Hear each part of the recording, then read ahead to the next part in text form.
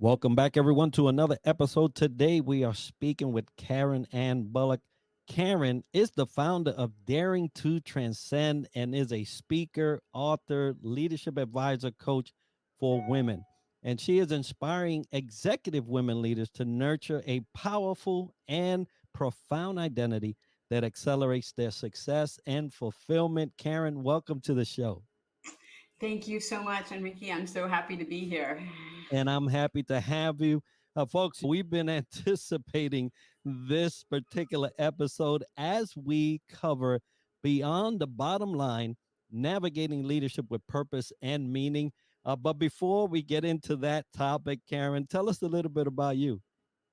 Well, I love you talk about purpose and meaning because that honestly is how I am where I am right at this moment. So I had a 30-year corporate career, one I honestly never expected to have. But I ended up, climbing the corporate ladder, starting in as assistant trainer and ending up as an executive vice president and on the board of directors for the company that I worked for. And so I was there actually for 30 years, which people find shocking. But it really was a great environment for me to learn and grow because it was one of those situations where I could raise my hand and say, hey, I want to try something different.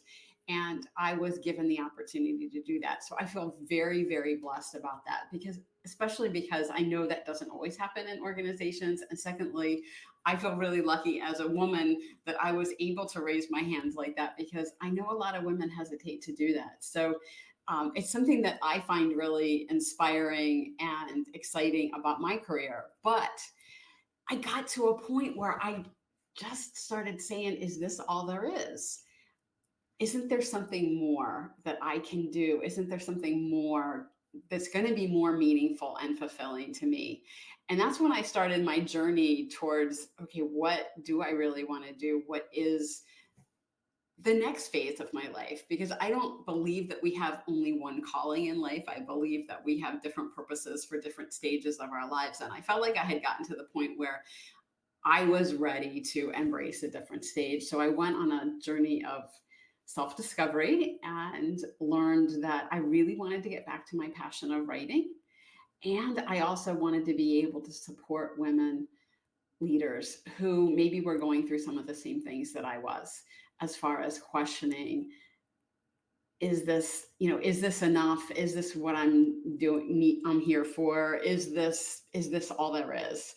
Even though they're really successful and I was really successful, there was still that, is this all there is?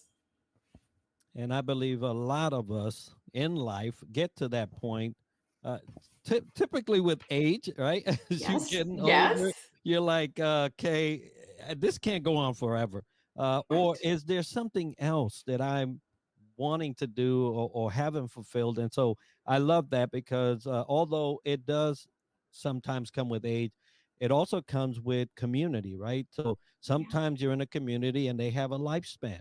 And then once you get to that lifespan, you have to explore where else to go and what else to do.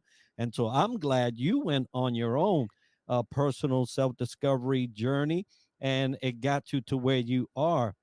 Now, living with purpose, living a life of fulfillment is not something easy. You have to work at it. In corporate America, we know that that is a struggle Yeah. when it comes to finding that. So many leaders, though, and organizations, they primarily focus on achieving profitability and growth. And as a business owner, I understand that, Yeah, right? that's super important. You can't stay in business too long if you're not growing and making profits. So Right. that's absolutely important. Exactly. And so it has its place, right? So for Sure. those that, oh, you can't put profit, it has to have a place and you have to pursue it. But what do you believe is purpose beyond profit? Because there is such a thing as, making money, but then money can't be all of it. No, no, it can't be. And we're seeing so much particularly in the younger generations today, who are really demanding to find purpose and meaning in their lives. And to your point, as we age, I think we get to that point too, where it's How do I do more? So one of the things, and I know we talk about this a lot, but unfortunately I don't see it getting implemented, is, companies have vision statements often. They have missions, how they're going to impact the world, what they're going to do differently, instead of, in addition to making money, obviously. But often those are just words on the wall, or words that get tucked in a tagline, and people don't actually follow through with them. So for me, one of the biggest jobs of a leader is to really help connect those dots and say, hey, this is what the company is trying to do in the world, and this is how you fit into that. One of the things I think that's a really big misconception with meaning and purpose is that we have to do it all ourselves. Like, we're the ones by ourselves. I've got to make this impact in the world. And we know very well that we're going to make a much bigger impact working together, working with other people to do it. But yet our egos sometimes get in the way and say, yeah, we want to make this big impact and we want to do it on our own. And one of the jobs of a leader is to understand how you help people understand how you are making that impact, even in whatever job or role that you have, that you're part of a bigger picture. But the leader also has to have that for themselves. And I think part of the problem is leaders sometimes lose sight of that, even for themselves. They see, okay, yeah, I've got to get this profitability, because there's so much pressures on leader to get to the bottom line and to perform and get all this stuff done, that they even lose sight themselves of the bigger purpose, of their bigger purpose, both individually as a leader, in supporting the people that work with them, and as a leader to try to tie all those pieces together in an organization. So I think there's kind of two aspects to it. One is the leader needs to be checked in with and connected to their sense of purpose and fulfillment in the organization, and they need to help other people connect those dots. Or it's been said, put the mask on first, right? A That's how hundred it, percent. right? If you're about to survive an emergency in the air, they say put the mask on first. You should be doing that as a leader, because you cannot help anybody. And cultivating that type of environment where you do it for yourself first, so you have the tools, and then you can teach somebody else. It's sort of difficult, because you're right, the demands of the bottom line are high. But leaders, hey, that's why you're there. You're in that position because you're able to work this thing out. So creating a workplace culture that fosters meaning and fulfillment is essential. But what should leaders consider when cultivating a sense of purpose in themselves and the organization? Well, I think you need to connect with your values. What's really important to you? I think we lose sight of that. Again, in the hustle and bustle of getting things done, we lose sight sometimes of our values. And I'm not talking about, core values like being honest or not stealing or those kinds of things. Those are generally pretty obvious. But what is really important to you as a leader personally? What is valuable in your life? When we talk about values, well, values are what's valuable. What really resonates with you? What makes you want to get out of bed in the morning? And I think, making huge corporate profits doesn't get too many people out of bed in the morning. I'm sure it gets some people out of bed in the morning, but at the end of the day, that's not how we get out of bed and we feel excited, just by looking for money. So you need to find what's really important to you and what your values are, and then connect those values to the values of the organization. And again, this is another place where I often see a disconnect when I'm talking to other leaders. They have values, they have things that they think are important, and organizations maybe don't, or maybe say they do and don't follow through with them. There can be a really big disconnect. And I think, I work specifically with women leaders. And I think for women, particularly, especially as we do grow in age and wisdom, we find that disconnect between our personal values and organizational values to be more difficult to tolerate. we find it much more, which is one of the reasons I think a lot of women end up leaving the workplace and not continuing to grow in their leadership, because they get to that place of disconnect and they just can't stand it anymore. So it's really important not only to, connect with your own values, but then also make that connection of those values to your organization, and communicate that to the people in your organization so they can also espouse those values. I mean, one of the ways that we can make the greatest impact in the world is through shared values and develop community, as you mentioned before, because community is all about creating shared values, not necessarily shared opinions. So I'm going to differentiate that there, because that's important in today's world. It's not necessarily sharing our opinions, but underneath those opinions are those core values that we really need to be connected to in order to be effective as leaders. Absolutely. Now, you mentioned earlier when leaders take this mantle of guiding folks, it takes a lot of uh, not only self reflection, but also empathy. It takes a lot Yeah. of leading others through their lens and not so much through yours. And that's sometimes difficult. But empathy uh, undoubtedly is often cited as a crucial trait in transcendent leadership. Hmm. So, what can leaders do to incorporate empathy into their leadership approach? Well, I think one of the big things is to start with empathy for yourself. It's amazing when I talk to leaders, and women leaders again in particular. We often spend an awful lot of time beating ourselves up for not being perfect, for not doing everything right, for not being everything we think we should be, or doing everything we think we should do. And that beating ourselves up really doesn't help us be empathetic to other people, because we're not even empathetic to ourselves. So when we're spending so much time judging ourselves, it's really hard not to judge other people, not to use the same standard with other people that we're using for ourselves. So the first thing for empathy is to have empathy for yourself. Recognize that you're not perfect, that you're doing the best you can. And that doesn't mean accept that and not change that, but it also means giving yourself a little grace. When you're doing that, it's much easier to give other people grace, and it's much easier to be able to step out of yourself and say, okay, this is working for me, but it's not working for someone else. So, how can I meet them, to your point, where they are? How can we look at things through their lens and understand that? And empathy does not mean giving somebody a free rein to do whatever the heck they want to do. It means understanding their perspective, putting yourself in their shoes to try to help them, to go back to the earlier part of our conversation, make their connection with meaning and purpose, which might be different than yours. So some of this is understanding what motivates them, what's important to them, what their values are, and the struggles that they might be having, so that you can give them a better platform and opportunity to exceed. It doesn't To succeed, not give them a free pass to do whatever they want or to slack off.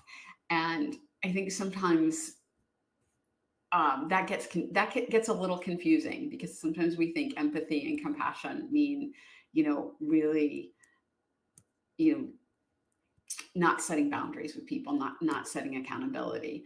So empathy starts with yourself, and then you can be more empathetic to other people and help them become who they can be and help them succeed. Absolutely. Now, empathy is not enabling, folks. Right. Right? Right. You Exactly. do not want to cross the line, although sometimes it's like real thin It is. between those two, because sometimes, because I'm empathetic, okay, I'll give you this pass. But, as leaders, you have to know how to implement that pass. Yep. It cannot be without learning. So Yes. I may forgive you for being late, but we're going to learn something, right? We're going Yeah. to make an Yeah. adjustment, right? Exactly. Exactly. You can understand what's going on with someone, and for instance, why they're late, and what's going on in their lives, and see how you can help them navigate whatever situation is, so that you're meeting their needs, but they're also meeting the needs of the organization. Because after all, that's what they're employed for, to meet the needs of the organization. Absolutely. Now, let's talk about ethics because this is something that undoubtedly will come up, will be a challenge for some, and sometimes a detriment to others. So, ethical dilemmas are inevitable in Yeah. leadership. But how can leaders navigate these dilemmas while maintaining integrity? Well, my first book, which is on the shelf behind me, it's called Discovering Power. And that was my first fiction book. I have two of them out right now that are part of a series. And they are about a female leader who is facing ethical dilemmas. In the instance of the first book, the ethical dilemma is that there have been layoffs implemented in the organization, and the heroine, whose name is Cheryl, is very, very upset and appalled at how they've been handled because I'm not going to give it all away, but she's very upset, and she's got some of her staff that are upset and wanting to quit, and she's questioning herself. Maybe the best thing I can do is just walk out too. Is just to say I'm not going to be part of this, and I'm going to walk out. And sometimes that is the right answer, but very often it, there's ways there's other ways to handle it other than doing something as drastic as quitting. But sometimes that is our only option in Cheryl's case, and I think in what leaders can really do is find ways to help the organization and help the people in the organization understand where that disconnect is between their values and what's going on, and where they feel that ethical tug, to your point.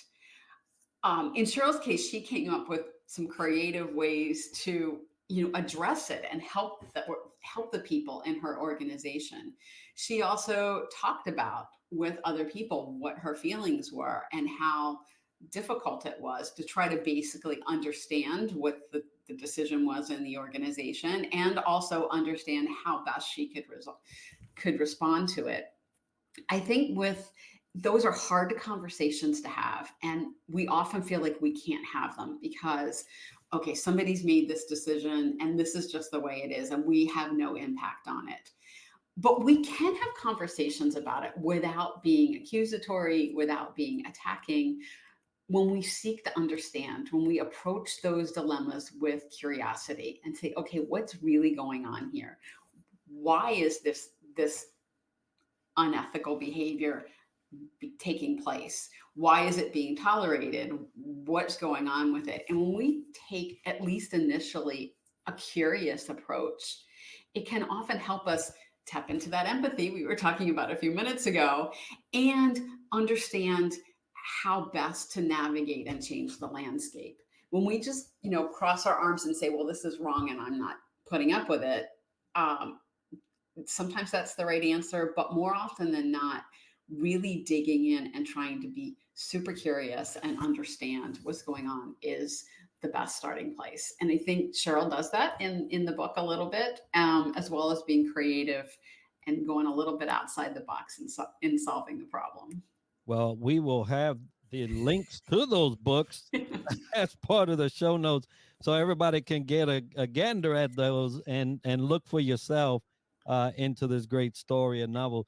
Uh, it is true. You have to look at things as they are, but you must inquire, right? Yeah, Inquire why is this happening? So that you can understand number one, yeah, but that you also give another person or the person probably that's in this dilemma an opportunity to get ahead of it, maybe come to an awareness that maybe they were not at the time. Maybe they were aware and they're still doing it, but that's okay. At least you bring up the conversation, and it opens up the channels of communication to yeah. get that fixed or dealt with in whatever way that may be. Now, in the pursuit of purpose and meaning, we often, as also we get in the age where we start thinking, hey, is there more to this, right? Yeah. As leaders, we often think about the legacy that we're going to leave behind. Mm. So, what legacy should leaders aspire to create through their leadership? Obviously, I think at the end of the day, what we all want is to make a positive impact on the people in our lives and make a positive impact on the planet in some way. One of the things I think we get caught up with when we start talking about legacy again is we think it has to be some grand gigantic thing. We don't always realize that it's the tiny little pebbles that we're throwing into the pool every day that are creating those ripples that are going out and making an impact that we don't even see. So I think for me, legacy means paying attention to what I'm doing every day, all the little tiny things that can make an impact in somebody's life that I may not even ever see. We talk about somebody, let's take like Mother Teresa, right? Who, we all know wanted to make a big impact. She went to Calcutta to, really make an impact on people. And the world saw her as someone who was really trying to make a difference. And she did make a difference. There's no doubt that she made a difference in countless lives. But we also know from her diaries that were found after her death that she didn't even feel like she was making enough of a difference on a lot of days. So when we really think about legacy and making a difference, it's really in the day-to-day interactions that we have with the people in our world. It's not these grand gestures.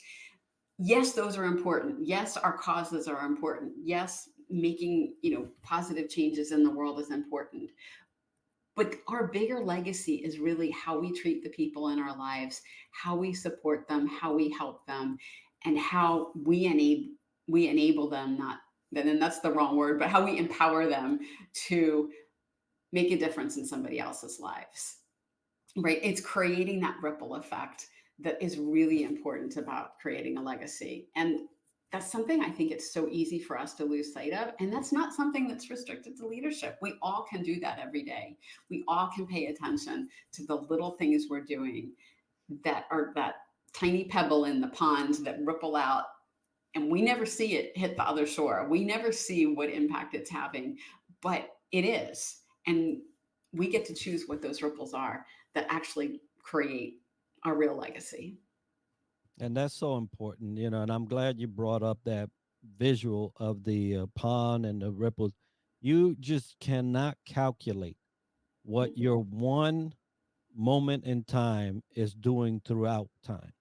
Yes. You could be that type of leader that empowers someone to change the trajectory of their genealogy, how successful they will be Yeah. down the road, and you've impacted a whole line.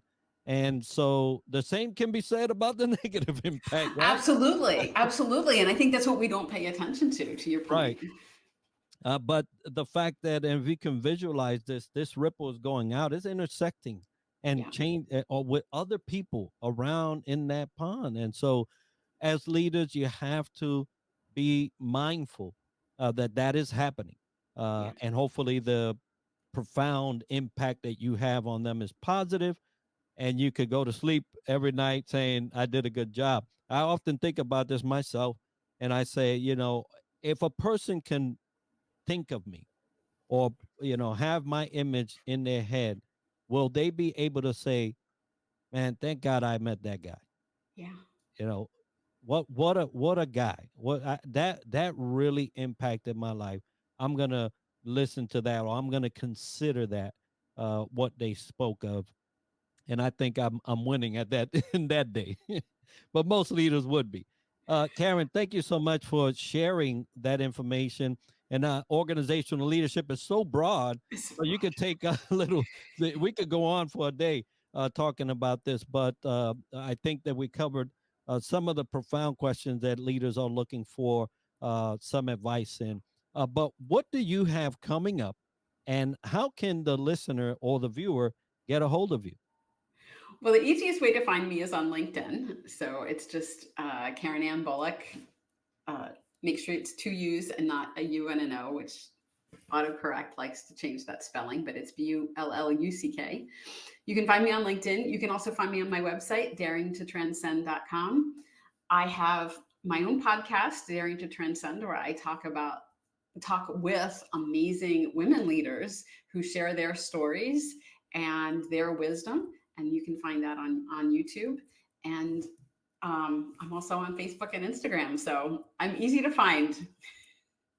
Outstanding. And folks, we'll have that as part of the show notes and video so you can get a hold of Karen and everything that she's doing. We'll also include links to her book or her books so that you can get a hold of those. Now, today's episode is sponsored by Fantail Services and Superpass, which are powering our website and app, Southern Sweet and Sassy Coffee, the Outlier Project, and Duco. And if you've enjoyed this episode and learned something interesting about the topic covered today, make sure to subscribe and let us know by leaving a comment. We're always looking for new ideas and guests that we can add to our show. So if you know someone or have a topic that you would like featured on the podcast or want to sponsor our show, we'd love to hear about it by emailing us at triadleadershipsolutions@gmail.com. And this podcast is brought to you by StreamYard, a browser based tool that lets you live stream to any platform and record podcasts in studio quality and even host webinars. And it's built for creators like me to make our job way easier. And we use it to record this podcast. Be sure to tune in next week for another episode where we dissect leadership from another angle. And as we like to end the show, success to you.